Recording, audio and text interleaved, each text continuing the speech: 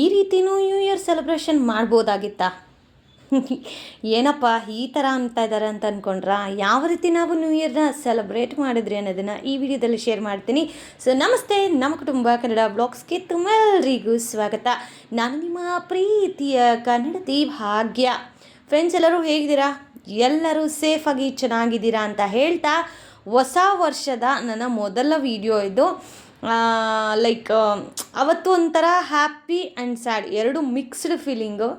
ಯಾಕೆ ಅಂತಂದರೆ ಏಜ್ ಜಾಸ್ತಿ ಆಗ್ತಾ ಇದೆ ಅಂತ ಬೇಜಾರಾದರೆ, ಮತ್ತೊಂದು ಹೊಸ ವರ್ಷಕ್ಕೆ ಕಾಲಿಡ್ತಾ ಇದ್ದೀವಿ ಅನ್ನೋ ಖುಷಿ. ಆದರೆ 2025 ನಮ್ಮ ಜೀವನದಲ್ಲಿ ಒಂದು ರೀತಿ ಎಲ್ಲವನ್ನು ಪಡೆದುಕೊಂಡಂತಹ ವರ್ಷ. ಈ ಒಂದು ವರ್ಷದಲ್ಲಿ ನಾವು ಆದಷ್ಟು ಸಕ್ಸಸ್ಸನ್ನು ಕಂಡ್ವಿ. ಇನ್ನು ನೆಕ್ಸ್ಟ್ ಬರೋ ವರ್ಷ 2026 ಇದೇ ರೀತಿ ಸಕ್ಸಸ್ಫುಲಿ ಕಂಪ್ಲೀಟ್ ಆಗಲಿ ಅಂತ ಹೇಳಿ ನನಗೆ ನಾನೇ ವಿಶ್ ಮಾಡ್ಕೋತಾ ಇದ್ದೀನಿ. ಆ್ಯಂಡ್ ನಮ್ಮ ವಿಡಿಯೋನ ಯಾರೆಲ್ಲ ನೋಡ್ತಾ ಇದ್ದೀರೋ ನಿಮಗೂ ಅಷ್ಟೇ 2025 ಹೇಗಿತ್ತು ಗೊತ್ತಿಲ್ಲ, ಆದರೆ ನೆಕ್ಸ್ಟು ಇವಾಗ 2026ಗೆ ನಾವು ಕಾಲಿಟ್ಟಿದ್ದೀವಿ ಆಲ್ರೆಡಿ. ಸೊ ಈ ಒಂದು 2026 ನಿಮ್ಮೆಲ್ಲರಿಗೂ ಜೀವನದಲ್ಲಿ ಒಳ್ಳೆಯ ಯಶಸ್ಸು, ನೀವು ಅಂದ್ಕೊಂಡಿರೋ ಕನಸುಗಳು ಎಲ್ಲ ನನಸಾಗಲಿ ಅಂತ ಹೇಳಿ ಮನಸ್ಪೂರ್ವಕವಾಗಿ ನಿಮ್ಮೆಲ್ಲರಿಗೂ ಹ್ಯಾಪಿ ನ್ಯೂ ಇಯರ್ ಅಂತ ಹೇಳಿ ವಿಶ್ ಮಾಡ್ತಾ ಇದ್ದೀನಿ. ರಾಯರ ಆಶೀರ್ವಾದ, ನಾವು ಮಾಡುವಂತಹ ಒಳ್ಳೆ ಕೆಲಸಗಳು ನಮ್ಮನ್ನು ಕಾಯುತ್ತೆ ಅನ್ನೋದಕ್ಕೆ ನಾನೇ ಎಕ್ಸಾಂಪಲ್. ಲಾಸ್ಟ್ ಇಯರ್ ನಾವು ಮಾಡಿದಂತಹ ಒಳ್ಳೆ ಕಾರ್ಯಗಳಿಂದ ಎಷ್ಟೋ ಒಳ್ಳೊಳ್ಳೆ ಒಂದು ಎಕ್ಸ್ಪೀರಿಯನ್ಸ್ನ ಪಡ್ಕೊಂಡ್ವಿ, ಸಕ್ಸಸ್ ಅನ್ನೋದನ್ನು ಪಡ್ಕೊಂಡ್ವಿ. ಈ ವರ್ಷ ಅದಕ್ಕಿಂತ ಚೆನ್ನಾಗಿರಲಿ ಅಂತ ಹೇಳಿ ಒಂದು ರೀತಿ ರೆಸಲ್ಯೂಷನನ್ನು ಮಾಡ್ಕೊಂಡಿದ್ದೀವಿ. ತುಂಬ ಜನಕ್ಕೆ ರೆಸಲ್ಯೂಷನ್ ಹೇಗೆ ಮಾಡ್ಕೋತಾರೆ ಅಂತಲೂ ಗೊತ್ತಿರೋದಿಲ್ಲ. ಬಟ್ ನಾನು ಕಳೆದ ಒಂದು 3 ವರ್ಷಗಳಿಂದ ನನ್ನ ರೆಸಲ್ಯೂಷನ್ಸ್ ಏನು ಮಾಡ್ಕೊಂಡಿದ್ದೀನೋ ಅದನ್ನು ಕಂಪ್ಲೀಟ್ ಅಲ್ಲದೆ ಇದ್ರೂ ಒಂದು 75 to 80% ಅಷ್ಟು ನಾನು ಫುಲ್ಫಿಲ್ ಮಾಡಿದ್ದೀನಿ ಅಂತ ನನ್ನ ಅನಿಸಿಕೆ. ಆ್ಯಂಡ್ ಇನ್ನೂ ರಾತ್ರಿ ಪಾರ್ಟಿಗೆ ಅಂತ ಹೇಳಿ ಈಗ ಪ್ರಿಪ್ರೇಷನ್ ನಡೀತಾ ಇದೆ. ಮಧ್ಯಾಹ್ನ 3:00 ಕಿಚನ್ಗೆ ಹೋದವಳು ನೈಟ್ 8:30 ಕಿಚನಲ್ಲಿ ನಿಂತು ಕಾಲೆಲ್ಲ ನೋವು ಬಂತು ಗೈಸ್. ಏನೆಲ್ಲ ಮಾಡ್ತಾಯಿದ್ದೀನಿ ಇವತ್ತು, ತುಂಬ ಜನ ಕೇಳ್ತಾಯಿದ್ರಿ ರೆಸಿಪಿಗಳನ್ನು. ಸೊ ರೆಸಿಪಿಗಳನ್ನು ಶೇರ್ ಮಾಡ್ತಾನೆ ನನ್ನ 2025 ಹೇಗೆಲ್ಲ ಇತ್ತು ಅನ್ನೋದನ್ನು ಶೇರ್ ಮಾಡ್ತಾ ಇದ್ದೀನಿ. ಸೊ ನಮ್ಮ ಚಾನಲ್ ಯಾರಾದರೂ ಹೊಸದಾಗಿ ನೋಡಿದರೆ ಏನು ಮಾಡಬೇಕು? ಚಾನಲ್ ಸಬ್ಸ್ಕ್ರೈಬ್ ಮಾಡ್ಕೋಬೇಕು, ನಿಮ್ಮ ಅನಿಸಿಕೆ ಅಭಿಪ್ರಾಯಗಳನ್ನು ಕಮೆಂಟ್ ಮಾಡಬೇಕು.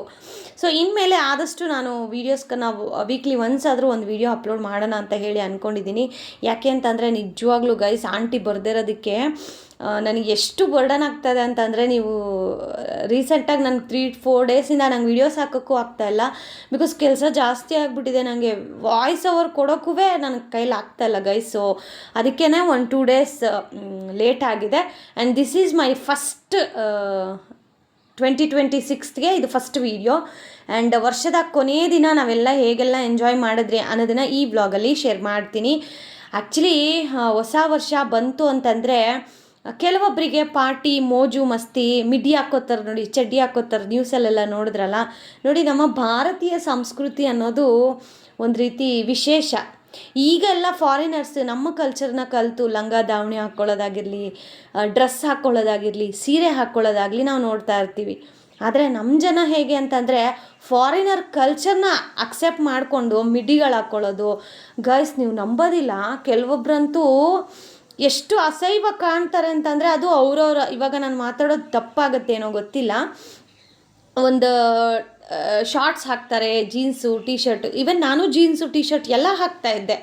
ಬಟ್ ಒನ್ಸ್ ಮದುವೆ ಆದಮೇಲೆ ಅದೇನೋ ನನಗದು ಹಾಕಬೇಕು ಅಂತ ಅನ್ನಿಸ್ಲಿಲ್ಲ.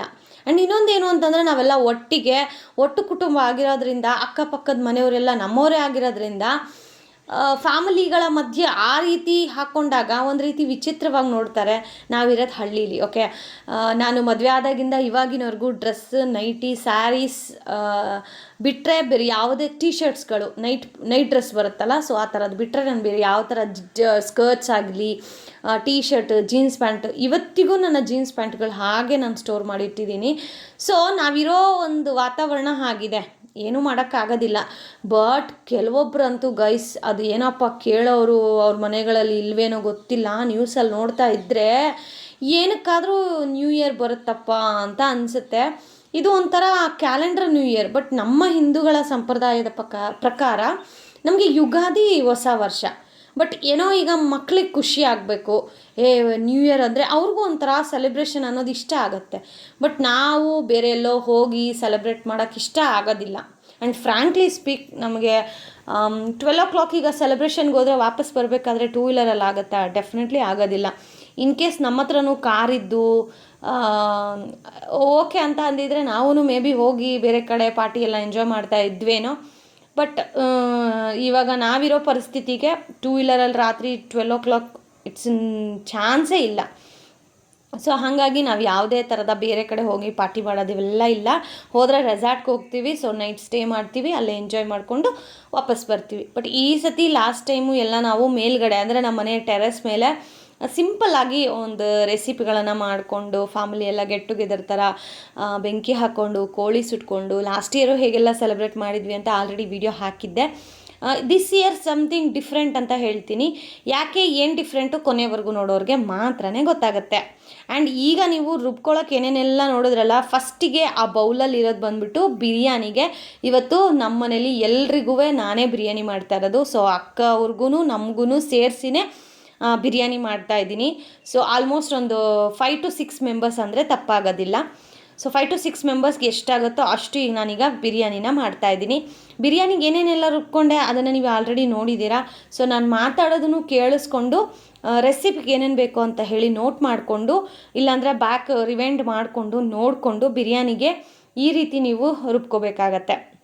ಅದಾದಮೇಲೆ ಆ್ಯಸ್ ಯೂಶ್ವಲ್ ನಾವು ಮಸಾಲೆ ಏನು ಮಾಡ್ತೀವಿ, ಈಗ ನಮ್ಮ ಯಜಮಾನ್ರಿಗೆ ಬೆಂಡೆಕಾಯಿ ಸಾಂಬಾರು ಮಾಡಬೇಕು. ಸೊ ಅದಕ್ಕೆ ನಾನು ಚಿಕನ್ಗೆ ಏನು ಮಸಾಲೆ ರುಬ್ಕೋತೀವಲ್ಲ ನಾನ್ ವೆಜ್ಗೆ, ಸೇಮ್ ಮಸಾಲೆನ ರುಬ್ಕೋತೀನಿ ಅವ್ರಿಗೆ ಬೆಂಡೆಕಾಯಿ ಸಾಂಬಾರು. ಸೊ ಈಗ ನಾನು ಪೀಸ್ಗಳನ್ನು ಸಪ್ರೇಟ್ ಮಾಡ್ತಾಯಿದ್ದೀನಿ, ಸೊ ದಟ್ ಇದು ಸಾಂಬಾರಿಗೆ ಅಂದರೆ ಗೊಜ್ಜಿಗೆ, ಆ್ಯಂಡ್ ಇನ್ನು ಬೌಲಲ್ಲಿರೋದು ಬಿರಿಯಾನಿಗೆ. ಸೊ 4 to 5 ಮೆಂಬರ್ಸ್ ಅಂದ್ಕೊಳ್ಳಿ ಗೈಸ್, 5 to 6 ಮೆಂಬರ್ಸ್ ತೊಗೋಬೋದು. ಸೊ ಈಗ ನಾನು ಆ ಕಡೆ ಒಂದು ಸೈಡು ಬೆಂಡೆಕಾಯಿನ ಫ್ರೈ ಮಾಡ್ಕೊತಾ ಇದ್ದೀನಿ. ಈಗ ನಾನಿಲ್ಲಿ ಬಿರಿಯಾನಿ ರೆಸಿಪಿನ ಶೇರ್ ಮಾಡ್ತಾ ಇದ್ದೀನಿ. ತುಂಬ ಜನಕ್ಕೆ ನಾಟಿ ಸ್ಟೈಲ್ ಬಿರಿಯಾನಿ ಹೇಗೆ ಮಾಡೋದು ಶೇರ್ ಮಾಡಿ ಅಂತ. ಆ್ಯಂಡ್ ಇನ್ನೊಂದೇನು ಅಂತಂದರೆ ಕ್ವಿಕ್ಕಾಗಿ ಬೇಗನೆ ಹಾಕಬೇಕು ಆ ರೀತಿಯಾದಂತಹ ರೆಸಿಪಿಗಳನ್ನು ಶೇರ್ ಮಾಡಿ ಅಂತ ಕೇಳ್ತಿರ್ತೀರ. ಸೊ ನ್ಯೂ ಇಯರ್ಗೆ ಒಂದು ಹೊಸ ರೆಸಿಪಿ ಜೊತೆಗೆ ಬಂದಿದ್ದೀನಿ.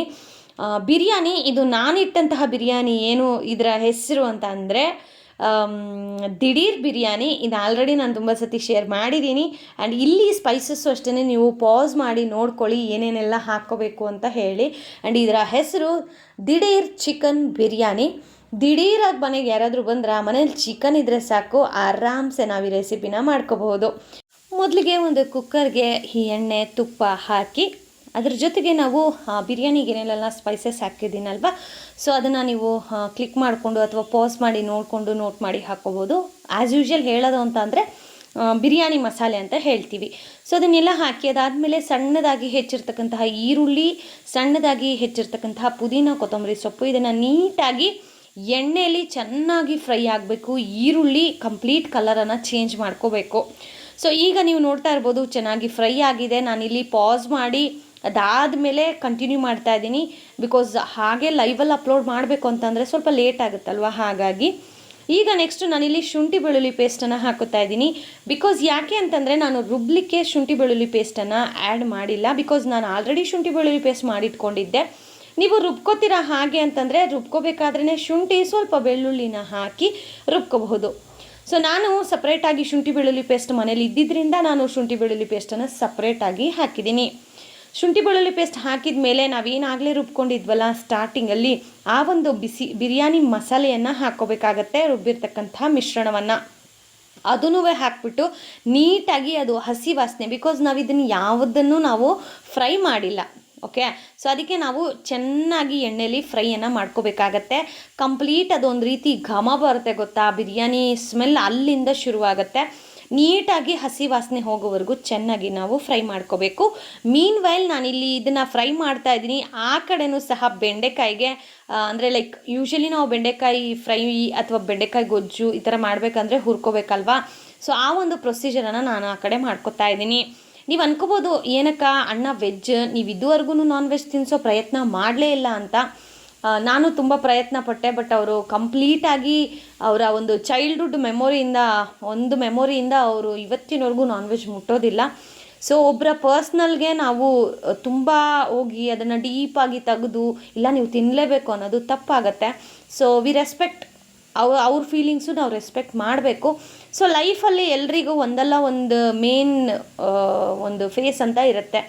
ಕೆಲವೊಂದನ್ನು ಮರೆಯೋಕ್ಕಾಗತ್ತೆ, ಕೆಲವೊಂದನ್ನು ಮರೆಯೋಕ್ಕಾಗೋದಿಲ್ಲ. ಸೊ ನಮ್ಮ ಯಜಮಾನ್ರು ಹೇಳಿದ್ರು ನನಗೆ. ಸೊ ಅದಾದಮೇಲೆ ನನಗೆ ಫೋರ್ಸ್ ಮಾಡಬೇಕು ಅಂತ ಅನ್ನಿಸ್ಲಿಲ್ಲ. ಸೊ ಓಕೆ ನಿಮ್ಮಿಷ್ಟ ವೆಜ್, ಓಕೆ ಪರವಾಗಿಲ್ಲ ಅಂತ ಹೇಳಿ ಅವ್ರಿಗೇನು ಇಷ್ಟನೋ ಅದನ್ನು ನಾನು ಅವ್ರಿಗೆ ಡಿಫ್ರೆಂಟಾಗಿ ಮಾಡಿ ಸರ್ವ್ ಮಾಡೋದ್ರಲ್ಲಿ ನನಗೂ ಒಂಥರ ಖುಷಿ. ಸೊ ಹಾಗಾಗಿ ನಾನಂತೂ ತುಂಬ ಪ್ರಯತ್ನ ಪಟ್ಟೆ.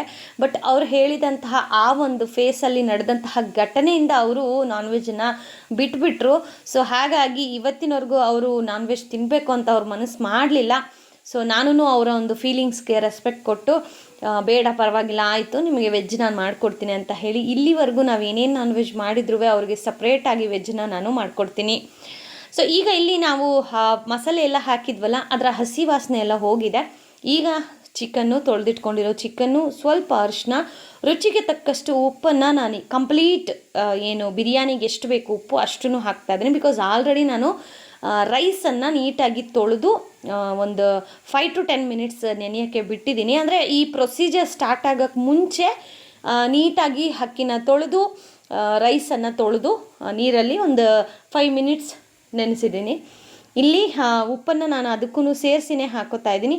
ನೀವು ಫಸ್ಟಿಗೆ ಚಿಕನ್ ಏನು ಹಾಕ್ತಿರಲ್ಲ ಆಗ ಉಪ್ಪನ್ನು ಹಾಕಲೇಬೇಕು. ಯಾಕೆ ಅಂತಂದರೆ ನೀವು ಸಾಲ್ಟ್ ಹಾಕಲಿಲ್ಲ ಅಂತಂದರೆ ಅದೊಂದು ರೀತಿ ಸಪ್ಪೆ ಸಪ್ಪೆ ಅನಿಸುತ್ತೆ ಪೀಸ್ಗಳು ಬಿರಿಯಾನಿಲಿ. ಯೂಶಲಿ ತುಂಬ ಜನಗಳ ಕಂಪ್ಲೇಂಟ್ ಏನು ಅಂತಂದರೆ ಪೀಸ್ಗಳಿಗೆ ಉಪ್ಪು ಖಾರ ಹಿಡ್ದಿರೋದಿಲ್ಲ. ಸೊ ಅದಕ್ಕೆ ಏನು ರೀಸನ್ನು ಇವಾಗ ಶೇರ್ ಮಾಡ್ತೀನಿ ನೋಡಿ. ಯಾವುದೇ ಒಂದು ಚಿಕನ್ ರೆಸಿಪಿ ಆಗಲಿ, ಬಿರಿಯಾನಿ ರೆಸಿಪಿ ಆಗಲಿ, ಮಟನ್ ಆಗಲಿ ನೀವು ಮಾಡಬೇಕಾದ್ರೆ ಈ ಮಾಂಸ ಯಾವಾಗ ನೀವು ಹಾಕ್ತಿರೋ chicken or mutton fish anything ಹಾಕಿದ ತಕ್ಷಣವೇ ಸ್ವಲ್ಪ ಸಾಲ್ಟನ್ನು ಹಾಕ್ಕೋಬೇಕಾಗತ್ತೆ. ಸ್ವಲ್ಪ ಸಾಲ್ಟ್ ಹಾಕಿದಾಗ ನೀಟಾಗಿ ಪೀಸ್ಗಳಿಗೆ ಉಪ್ಪು ಅನ್ನೋದು ಚೆನ್ನಾಗಿ ಇಡಿಸುತ್ತೆ. ಸೊ ದಟ್ ನಿಮ್ಮ ಟೇಸ್ಟು ಆ ಚಿಕನ್ ತಿನ್ನಬೇಕಾದ್ರೆ ಜ್ಯೂಸಿಯಾಗಿ ಉಪ್ಪು, ಹುಳಿ, ಖಾರ ಎಲ್ಲವೂ ಮಿಕ್ಸ್ ಆಗಿ ತುಂಬಾ ಟೇಸ್ಟ್ ಅಲ್ಟಿಮೇಟಾಗಿರುತ್ತೆ. ಟ್ರೈ ಮಾಡಿ.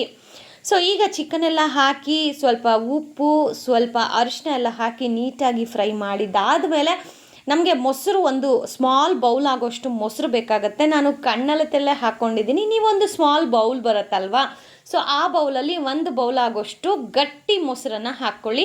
ಅದ್ರ ಜೊತೆಗೆ ನಾನಿಲ್ಲಿ ರುಬ್ಕೊಳ್ಳೋಕ್ಕೆ ಯಾವುದೇ ತರಹದ ಮಸಾಲೆ ಪದಾರ್ಥ ಅಂದರೆ ಧನಿಯಾ ಪುಡಿ, ಖಾರದ ಪುಡಿ ಇದನ್ನು ಯಾವುದೂ ನಾನು ಹಾಕಲಿಲ್ಲ. ಡೈರೆಕ್ಟ್ ನಾನು ಬಿರಿಯಾನಿಗೆ ಹಾಕ್ತಾಯಿದ್ದೀನಿ. ಸೊ ಈಗ ಮೊಸರು ಹಾಕಿದ ಮೇಲೆ ಸ್ವಲ್ಪ ಧನಿಯಾ ಪುಡಿ, ನೀವು ಅಲ್ಲಿ ನೋಡ್ಬೋದು 4 ಸ್ಪೂನ ಅಂತ, ಅದು ಸ್ಪೂನಲ್ಲ ಚಿಕ್ಕದೊಂದು, ಅಂದರೆ ಲೈಕ್ ಈಗ ನಮಗೆ ಪ್ರೆಗ್ನೆನ್ಸಿ ಟೈಮಲ್ಲಿ ಕೊಡ್ತಾರೆ ಗೊತ್ತಾ ಗೈಸ್, ನಮಗೆ ಹಾಕ್ಕೊಂಡು ಪೌಡರ್ ಹಾಕ್ಕೊಂಡು ಕುಡಿಯೋಕ್ಕೆ ಅಂತ ಸ್ಪೂನು ಚಿಕ್ಕದು, ಆ ಸ್ಪೂನಲ್ಲಿ 3 ಸ್ಪೂನ್ ಹಾಕಿದ್ದೀನಿ. ಅದರ ಟೋಟಲ್ ಲೆಕ್ಕ ದೊಡ್ಡ ಸ್ಪೂನಲ್ಲಿ 1.5 ಸ್ಪೂನ್ ಆಗೋಷ್ಟು ಧನಿಯಾ ಪುಡಿ. ಯಾರು ಇದನ್ನು ತಪ್ಪಾಗಿ ತಿಳ್ಕೊಬೇಡಿ. ಅದನ್ನು ಹಾಕಿಬಿಟ್ಟು ನೀಟಾಗಿ ಕಲಿಸ್ಕೋಬೇಕು. ಖಾರಕ್ಕೆ ನಾವು ಆಲ್ರೆಡಿ ಹಸಿಮೆಣ್ಸಿನ್ಕಾಯಿ ಹಾಕಿರೋದ್ರಿಂದ ಖಾರದ ಪುಡಿ ಅವಶ್ಯಕತೆ ಇಲ್ಲ. ತುಂಬ ಸ್ಪೈಸ್ ಇಷ್ಟಪಡೋರು ನೀವಿಲ್ಲಿ ಖಾರದ ಪುಡಿ, ಬಿರಿಯಾನಿ ಮಸಾಲೆ ಬರುತ್ತಲ್ಲ ಅದನ್ನೂ ಆ್ಯಡ್ ಮಾಡ್ಕೊಳ್ಳಿ.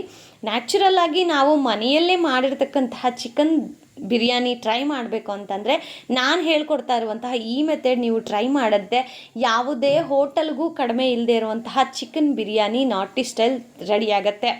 ಸೊ ಖಾರದ ಪುಡಿ ಬೇಕು ಅನ್ನೋರು ಹಾಕ್ಕೊಳ್ಳಿ. ನಾನಿಲ್ಲಿ ಯಾವುದೇ ಥರದ ಮಸಾಲೆ ಪುಡಿ, ಧನಿಯಾ ಪುಡಿ ಬಿಟ್ಟರೆ ಬೇರೆ ಯಾವುದೇ ಮಸಾಲೆ ಐಟಮ್ಗಳನ್ನು ಇಲ್ಲಿ ನಾನು ಆ್ಯಡ್ ಮಾಡಿಲ್ಲ.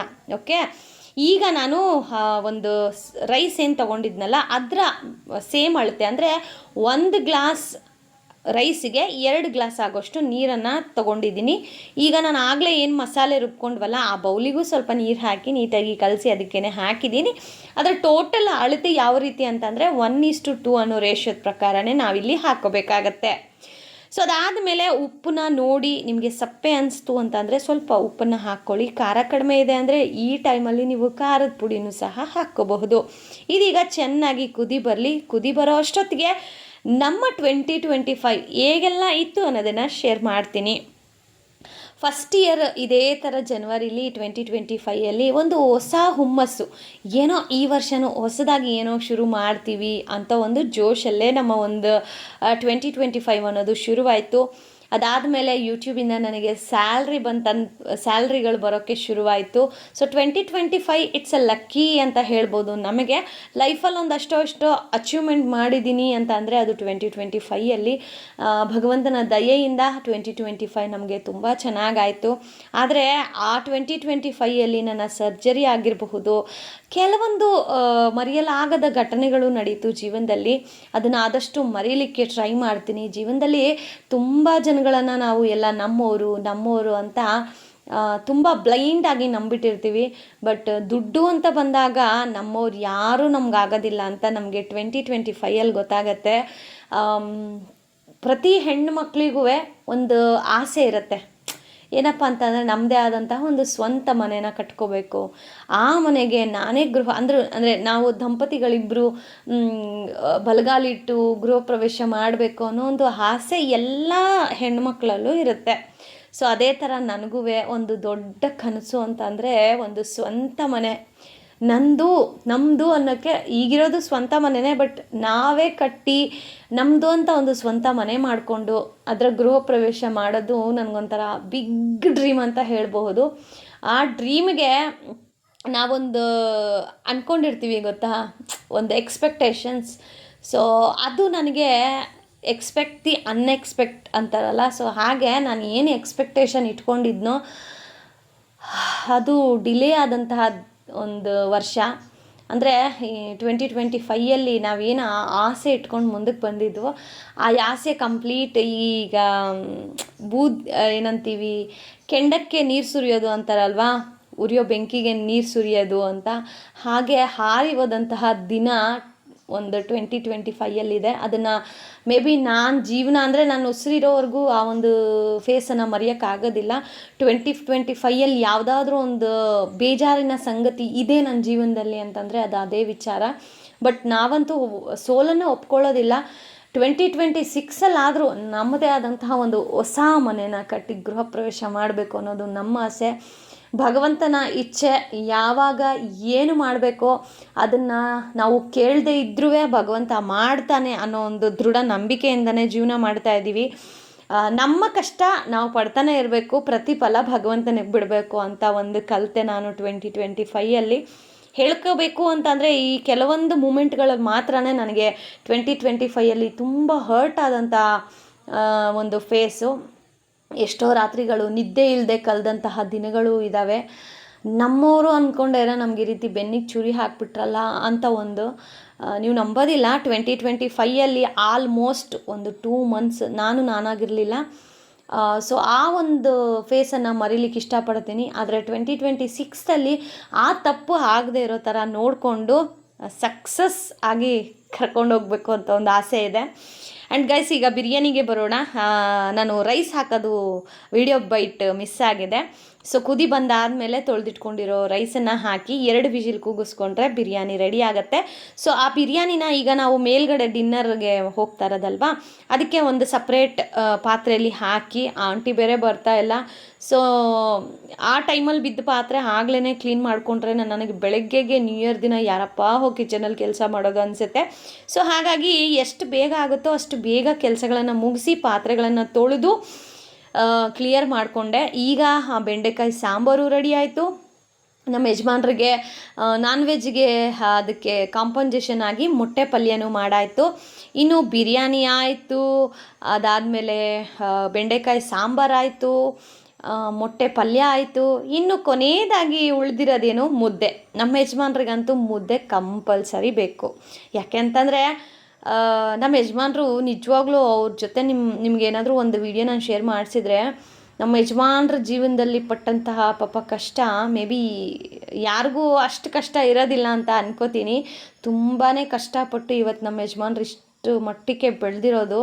ಸೊ ಆ ಬೆಳೆದಿರೋ ಒಂದು ಹಾದಿ ಏನಿದೆಯಲ್ಲ, ಬೆಳೆದು ಬಂದಂತಹ ಹಾದಿ, ಅದು ಅಷ್ಟು ಸುಲಭವಾಗಿರಲಿಲ್ಲ. ಸುಮ್ಮನೆ ಒಂದು ಸ್ಮಾಲ್ ಬೈಟು ನೈಟ್ ಡಿನ್ನರ್ ಆದಮೇಲೆ ಅವ್ರು ಶೇರ್ ಮಾಡಿದ್ದಾರೆ. ಅದನ್ನು ಹಾಗೆ ವಾಯ್ಸ್ ಓವರ್ ಹಾಕ್ತೀನಿ, ಅಂದರೆ ಹಾಗೇ ವಾಯ್ಸ್ ವಿತೌಟ್ ವಾಯ್ಸ್ ನಾನು ಹಾಗೆ ಹಾಕ್ತೀನಿ, ನೀವು ಕೇಳಿಸ್ಕೊಳ್ಳಿ. ಆಗಿನ ಕಾಲದಲ್ಲಿ ಅದು ಎಷ್ಟು ಕಷ್ಟಪಟ್ಟಿದ್ದಾರೆ ಅಂತ ಹೇಳಿ ನಿಮಗೂ ಗೊತ್ತಾಗತ್ತೆ. ಬಟ್ ಪುಣ್ಯ ಅಂತ ಅಂದರೆ ನಾವೆಲ್ಲ ಅಷ್ಟು ಕಷ್ಟ ನೋಡಿ ಬೆಳ್ಕೊಂಬಂದಿಲ್ಲ. ಬೇಕು ಅನ್ನೋದನ್ನು ತಂದುಕೊಡೋಕ್ಕೆ ತುಂಬ ಜನ ಅಂದರೆ ಅಪ್ಪ ಅಮ್ಮ ಅಣ್ಣ ಎಲ್ಲರೂ ಇದ್ದರು. ಕಣ್ಣಿಗೆ ಬೇಕು ಇದು ಬೇಕು ಅಂತಂದರೆ ಅದು ನೆಕ್ಸ್ಟ್ ಡೇ ನನಗೆ ಸಿಗ್ತಾ ಇತ್ತು. ಸೊ ಹಾಗಾಗಿ ನಾವೆಲ್ಲ ಅಷ್ಟು ಕಷ್ಟನ ನೋಡಿ ಬೆಳ್ಕೊಂಬಂದಿಲ್ಲ. ಬಟ್ ನಮ್ಮ ಯಜಮಾನ್ರು ಹೇಳೋ ಮಾತುಗಳನ್ನು ಕೇಳಿದಾಗ ನಿಜವಾಗ್ಲೂ ನಾವೇ ಎಷ್ಟೋ ಪುಣ್ಯ ಮಾಡಿದ್ವೇನೋ. ಬಂಗಾರ ದುಡ್ಡು ಸಪ್ರೇಟು, ಬಟ್ ಪ್ರೀತಿ ವಿಶ್ವಾಸ ಅದು ತುಂಬ ಮುಖ್ಯನೇ. ಬಟ್ ಖುಷಿಯಾಗತ್ತೆ ನನ್ನ ಬಾಲ್ಯ ಅಷ್ಟು ಚೆನ್ನಾಗಿದ್ದಿದ್ದು. ಆದರೆ ಆ ಬಾಲ್ಯ ಈಗ ನನಗದು ಇನ್ನೂ ಒಂದು ರೀತಿ ಹೆಂಗೆ ಅನ್ನಿಸ್ತಾ ಇದೆ ಅಂತಂದರೆ, ಜವಾಬ್ದಾರಿಗಳು ಅಂತ ಬಂದಿದ್ದೆ ನನಗೆ ನಮ್ಮ ಯಜಮಾನ್ರ ಮನೆಗೆ ಬಂದ ಮೇಲೆ. ಕೆಲವೊಂದು ಘಟನೆಗಳು ನನ್ನ ಜೀವನದಲ್ಲಿ ನಡೆದಾಗ ಅದನ್ನು ನನಗೆ ಫೇಸ್ ಮಾಡೋಕ್ಕೂ ಭಯ ಆಗ್ತಾಯಿತ್ತು. ಸೊ ಆ ಫೇಸ್ ಮಾಡಬೇಕಾ ಸಮಯದಲ್ಲಿ ನಮ್ಮ ಯಜಮಾನ್ರು ನನ್ನ ಜೊತೆಗೆ ನಿಂತು, ಇಲ್ಲ ನಿನ್ನ ಕೈಲಿ ಆಗತ್ತೆ, ನೀನು ಮಾಡಬಹುದು ಅಂತ ಹೇಳಿ ನನಗೆ ಧೈರ್ಯ ತುಂಬಿ, ಇವತ್ತು ನಾವೊಂದು ಸಂಸಾರ ಕಟ್ಕೊಂಡು ಒಂದು ಲೆವೆಲ್ಗೆ ಅಂದರೆ ಯಾರಾದರೂ ಮುಂದೆ ಹೋದಾಗ ಹೇ ಭಾಗ್ಯ ಕೃಷ್ಣಪ್ಪ ಅಂತ ಹೇಳಿ ಮಾತಾಡಿಸ್ತಾರೆ ಅಂತಂದರೆ ಅದರಲ್ಲಿ ನಮ್ಮಿಬ್ಬರು ಶ್ರಮನೂ ಇದೆ. ಈ ಸಕ್ಸಸ್ ನಮಗೆ ಸುಮ್ಮನೆ ಬಂದಿಲ್ಲ. ನಾವೂ ಎಷ್ಟೋ ರಾತ್ರಿಗಳೇ ನಿದ್ದೆ ಇಲ್ಲದೆ ಕಳೆದಿರೋ ರಾತ್ರಿಗಳಿದೆ. ನಾನು ನಮ್ಮ ಯಜಮಾನ್ರು ಮುಂದೆ ಏನು ಅಂತ ಯೋಚನೆ ಮಾಡಿರೋ ದಿನಗಳು ಇದೆ. ಆಮೇಲೆ ನಮ್ಮನ್ನು ಯಾರೆಲ್ಲ ಹೀಯಾಳಿಸಿ ಮಾತಾಡಿಸಿದ್ರೋ, ಸೊ ಅವ್ರ ಮುಂದೆ ಹಳಕ್ಕಾಗದೆ ನಗಕ್ಕಾಗದೆ ವಾಪಸ್ ಬಂದಿರೋ ದಿನಗಳು ಇದೆ. ಬಟ್ ಅದಕ್ಕೆಲ್ಲ ಉತ್ತರ ಇವತ್ತು ನಾವು ಬದುಕ್ತಾ ಇರುವಂತಹ ಈ ಒಂದು ಬದುಕು ಅವರಿಗೆ ಉದಾಹರಣೆ ಅಂತ ಹೇಳಕ್ಕೆ ಇಷ್ಟಪಡ್ತೀನಿ. ಆ್ಯಂಡ್ ಅವರು ಕೆಲವೊಂದು ವಿಚಾರಗಳನ್ನು ನನ್ನ ಜೊತೆ ಹಂಚ್ಕೋತಾ ಇರ್ತಾರೆ. ಸೊ ಮದುವೆ ಆದಾಗ ಹೊಸದ್ರಲ್ಲಿ ಎಲ್ಲವೂ ಚೆನ್ನಾಗೇ ಇರುತ್ತೆ. ಅದಾದಮೇಲೆ 1 ವರ್ಷ ಕಂಪ್ಲೀಟ್ ಆದಮೇಲೆ ಗೊತ್ತಾಗುತ್ತೆ ಗಂಡನಿಗೆ ಹೆಂಡತಿ ಆಸರೆ ಆಗ್ತಾಳಾ ಇಲ್ವಾ ಅನ್ನೋದು. ಸೊ ನನಗೆ 1 ವರ್ಷ ಏನೂ ಬೇಕಾಗಿರಲಿಲ್ಲ. ನಾನು 6th ಮಂತ್ ಪ್ರೆಗ್ನೆಂಟಲ್ಲೇ ನನ್ನ ಗಂಡ ಹೇಗೆ ಏನು ಅನ್ನೋದು ನನಗೆ ಕಂಪ್ಲೀಟ್ ಗೊತ್ತಾಯಿತು. ಅದನ್ನೆಲ್ಲ ಹೇಳಬೇಕು ಅಂತಂದರೆ ಒಂದು ವೀಡಿಯೋ ಸಾಕಾಗೋದಿಲ್ಲ. ಸೊ ಹ್ಯಾಪಿ ವಿಚಾರಗಳನ್ನು ಮಾತ್ರ ಹಂಚ್ಕೋಬೇಕು. ಯಾಕಂದರೆ ಇದು ಹೊಸ ವರ್ಷದ ಮೊದಲನೇ ಅಂದರೆ ಹಿಂದಿನ ದಿನ, ಬಟ್ ಇದು ಹೊಸ ವರ್ಷದ ಮೊದಲನೇ ವಿಡಿಯೋ ಅಲ್ವಾ. ಸೊ ಆದಷ್ಟು ತುಂಬ ಪಾಸಿಟಿವ್ ಆಗಿ ಸ್ಟಾರ್ಟ್ ಮಾಡಬೇಕು. ಕೆಲವೊಂದನ್ನು ರಿವೈಂಡ್ ಮಾಡ್ಕೋಬೇಕು ಅಷ್ಟೇ. ಸೊ ಬನ್ನಿ ಏನೇನೆಲ್ಲ ಮಾಡಿದ್ದೀನಿ ಅಂತ ಹೇಳಿ ಇಲ್ಲಿ ನಿಮಗೆ ತೋರಿಸ್ತಾ ಇದ್ದೀನಿ. ಬಿರಿಯಾನಿ, ಮೊಟ್ಟೆ ಪಲ್ಯ, ಬೆಂಡೆಕಾಯಿ ಸಾಂಬಾರು, ಮುದ್ದೆ ಕಂಪ್ಲೀಟ್ ನಮ್ಮ ಮನೇಲಿ ಅಡುಗೆ ರೆಡಿ ಆಯಿತು. ಸೊ ನೀವು ಅನ್ಬೋದು ಫ್ಯಾಮಿಲಿ ಡಿನ್ನರ್ ಅಂತ ಇದ್ದೀರಾ ಅಂತ ಹೇಳಿ. ಹೌದು, ಈಗ ಮೇಲ್ಗಡೆ ನಾವು ಪುಟಾಣಿಯಾಗಿ ಪಾರ್ಟಿ ಮಾಡ್ತಾ ಇದ್ದೀವಿ. ಬಟ್ ಈ ಸತಿ ಸಮಥಿಂಗ್ ಡಿಫ್ರೆಂಟ್ ಅನ್ನೋ ಥರ ನಾವು ಕೋಳಿನ ಲಾಸ್ಟ್ ಟೈಮು ಬೇಯಿಸ್ಕೊಂಡು 12 o'clockಗೆ ಜ್ಯೂಸು ಕೇಕ್ ಎಲ್ಲ ಕಟ್ ಮಾಡಿ ಸೆಲೆಬ್ರೇಷನನ್ನು ಮಾಡಿದ್ವಿ. ಬಟ್ ಈ ಸತಿ ಸ್ವಲ್ಪ ಡಿಫ್ರೆಂಟ್ ಆಗಿರುತ್ತೆ. ಸೊ ಏನು ಡಿಫ್ರೆನ್ಸ್ ಆಗಿರುತ್ತೆ ಅನ್ನೋದನ್ನು ಈಗ ನೀವು ಕೊನೆಯವರೆಗೂ ನೋಡೋರಿಗೆ ಮಾತ್ರ ಆ ಒಂದು ಡಿಫ್ರೆನ್ಸ್ ಏನು ಅಂತ ಗೊತ್ತಾಗುತ್ತೆ. ಸೊ ಫೈನಲಿ ಇದೆಲ್ಲ ಆದಮೇಲೆ ನಾನು ಸ್ವಲ್ಪ ಫ್ರೆಶ್ ಅಪ್ ಆಗಿ ಮುಖ ಗಿಕ್ಕ ತೊಳ್ಕೊಂಡು ರೆಡಿಯಾಗಿ, ಬಿಕಾಸ್ ಕಿಚನಲ್ಲಿ ಗೈಸ್ 3:30 ಲೆಕ್ಕ ಹಾಕ್ಕೊಳ್ಳಿ. ಆಲ್ಮೋಸ್ಟ್ ನಾನು ಮೇಲ್ಗಡೆ ಬರೋಷ್ಟೊತ್ತಿಗೆ 8:15 ಆಗಿತ್ತು. ತುಂಬ ಸಮಯ ನಾನು ಕಿಚನಲ್ಲಿ ಕಳೆದಿದ್ದರಿಂದ ಫುಲ್ ನೆಂದೋಗ್ಬಿಟ್ಟಿದ್ದೆ. ಸೊ ಹೋಗಿ ನೀಟಾಗಿ ಮುಖ ತೊಳ್ಕೊಂಡು ಫ್ರೆಶ್ ಅಪ್ ಆಗಿ ಮೇಲ್ಗಡೆ ಈಗ ಬಂದಿದ್ದೀವಿ. ಸೊ ಇಲ್ಲೆಲ್ಲ ರೆಡಿಯಾಗಿದೆ. ಸೊ ಏನೇನೆಲ್ಲ ಮಾಡಿದ್ದೀವಿ, ಅಕ್ಕ ಏನು ಮಾಡ್ಕೊಂಬಂದಿದ್ದಾರೆ ಅದನ್ನೂ ಶೇರ್ ಮಾಡ್ತೀನಿ, ನೋಡ್ತಾ ಹೋಗಿ. ಆ್ಯಂಡ್ ಯಾರೆಲ್ಲ ನಮ್ಮ ರೀತಿ ಸಿಂಪಲ್ಲಾಗಿ ಪಾರ್ಟಿನ ಎಂಜಾಯ್ ಮಾಡಬೇಕು, ಹೊಸ ವರ್ಷನ ಸಿಂಪಲ್ ಆದ್ರೂ ತುಂಬ ಚೆನ್ನಾಗಿ ಫ್ಯಾಮಿಲಿ ಜೊತೆ ಟೈಮ್ ಸ್ಪೆಂಡ್ ಮಾಡಬೇಕು ಅಂತ ಅಂದ್ಕೊಳ್ಳೋರು ಯಾರಿದ್ದೀರಾ ಕಮೆಂಟ್ ಮಾಡಿ. ಆ್ಯಂಡ್ ಈಗ ನಾನಿಲ್ಲಿ ಮೇಲ್ಗಡೆ ಬಂದಮೇಲೆ ಹೇಳ್ತಾ ಇದ್ದೆ ನಾನು, ಚಾಪೆ ಯಾಕೆ ಇಲ್ಲಿ ಹಾಕಿದ್ದೀರಾ, ಇಲ್ಲಿ ಬೆಂಕಿ ಹಾಕ್ಕೊಳ್ಬೇಕು ಅಂತ. ಚಾಪೆನ ಒಂದು ಸ್ವಲ್ಪ ಮುಂದಕ್ಕೆ ಹಾಕ್ಕೊಂಡು ಈಗ ನಾವೇ ಊಟವನ್ನು ಮಾಡ್ತಾಯಿದ್ದೀವಿ. ನಮ್ಮ ಯಜಮಾನ್ರು ಪಾಪ ಅವರು ಬಂದಿದ್ದು ಸ್ವಲ್ಪ ಲೇಟ್ ಆಯಿತು. ಸೊ ಅವ್ರು ಬರೋಕ್ಕಿಂತ ಮುಂಚೆ ನಾವು ತಿಂದ್ಬಿಡೋಣ ಅಂತ ಹೇಳಿ ಇಲ್ಲಿ ನಾವು ಊಟ ಮಾಡ್ತಾಯಿದ್ದೀವಿ. ಬಿಕಾಸ್ ನಾವು ನಾನ್ ವೆಜ್ ಅಲ್ವಾ, ಸೊ ಅವರು ವೆಜ್ ಅಲ್ವಾ, ಸ್ವಲ್ಪ ಇರ್ಸು ಮುರ್ಸು ಆಗುತ್ತೆ ಅವ್ರಿಗೂ. ಸೊ ಹಾಗಾಗಿ ನಾವಿಲ್ಲಿ ಫಿನಿಷ್ ಮಾಡ್ಕೊಬಿಡೋಣ ಅಂತ ಹೇಳಿ ಊಟನ ಮಾಡ್ತಾಯಿದ್ದೀವಿ. ಆ್ಯಂಡ್ ನಿಂಬೆಹಣ್ಣು ಸಹ ತಂದಿದ್ದೆ ಗೈಸ್, ಅದು ತೋರ್ಸೋದು ಮರ್ತೋಯ್ತು. ನಿಂಬೆಹಣ್ಣು, ನಿಂಬೆಹಣ್ಣು ಮತ್ತು ಈರುಳ್ಳಿ. ಆ್ಯಂಡ್ ಅಕ್ಕ ನೋಡಿ ಬಿಸಿ ಬಿಸಿಯಾಗಿ ಕಬಾಬನ್ನು ಮಾಡ್ಕೊಂಡ್ಬಂದಿದ್ದಾರೆ. ಸೊ ಅಕ್ಕ ಕಬಾಬ್ ಮಾಡಿದ್ದಾರೆ, ನಾನು ಬಿರಿಯಾನಿ. ಮತ್ತು ನಮ್ಮ ಮನೇಲಿ ವೆಜ್ ಅಲ್ವಾ, ಸೊ ಸ್ವಲ್ಪ ಕೆಲಸ ಜಾಸ್ತಿನೇ. ಅವ್ರ ಮನೇಲಿ ಎಲ್ಲರೂ ನಾನ್ ವೆಜ್ ತಿಂತಾರೆ. ಸೊ ಒಂದು ಐಟಮ್ ಇಟ್ಸ್ ಬೆಸ್ಟ್ ಅಲ್ವಾ. ಅದ್ರ ಜೊತೆಗೆ ಚಟ್ನಿನೂ ಸಹ ಮಾಡಿದರು, ತುಂಬ ಚೆನ್ನಾಗಿತ್ತು.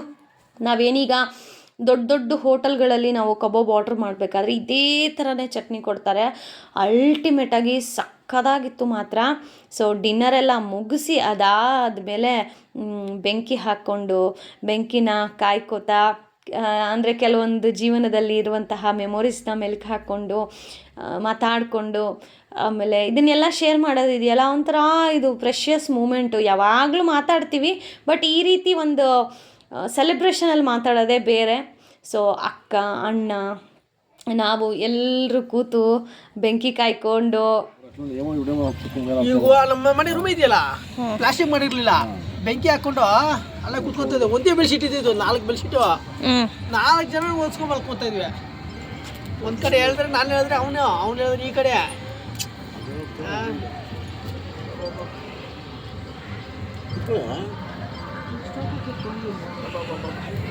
ಈಗ ಸರ್ ಆಯ್ತಮ್ಮ, ಹೊಸ ವರ್ಷಕ್ಕೆ ಹೊಸ ಬೆಂಕಿ ಕಟ್ಲು ಖಾಲಿ ಗಂಟ ಆಮಿಟ್ಗೆ ಯಾಳ ಪರಿ ಬಿಟ್ಬಿಡು. ಬಾ ಕಮ್ಮಿ ನೋಡ, ಯಾವಾಗ ನಮ್ಮ ಮೊಬೈಲ್ ನೋಡ್ತಿಲ್ಲ ಯಾಡ ಏರ್ಲು ಬಾಗುಂಡು తెచ్చింది కదా వాళ్ళు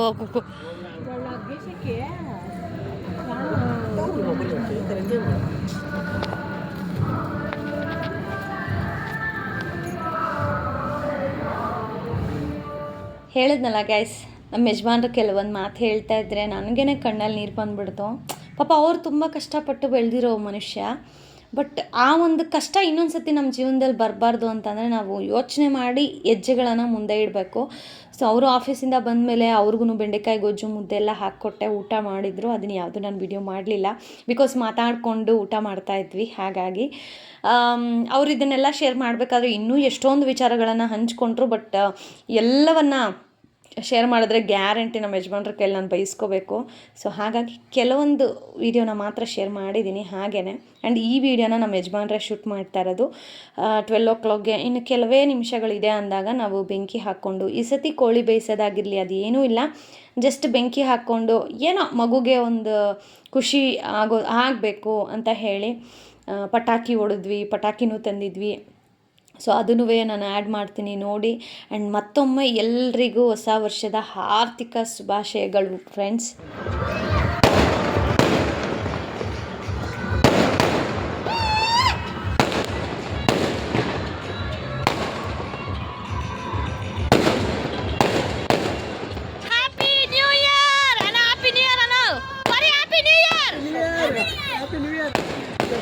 Happy New Year, hello. Happy New Year, darling.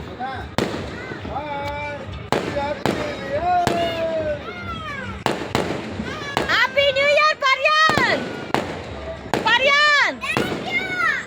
Wish you need more daddy ke. Happy New Year bakara. Nange. ಜೋರಾಗಿ ಹೇಳಬೇಕು. Mummy Happy New Year. Happy New Year mummy ಹೇಳು. Happy New Year. Happy New Year.